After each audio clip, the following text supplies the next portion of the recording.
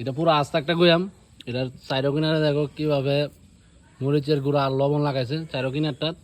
এটা পুরাটা এক লগে মুখে দিয়ে দেখো পারবো। দেখি দাদা এ তোমার নামটা কোসে? নামটা কোসে তোমার কিতা? প্রসঞ্জিৎ। আরে আগে দেখ তা আছে নি দেই এক গুয়া মাছ টাকায় গুয়াম শেষ 20 সেকেন্ড লাগছে। মা গুমা অনিদা। এটা আর একটা খাবো।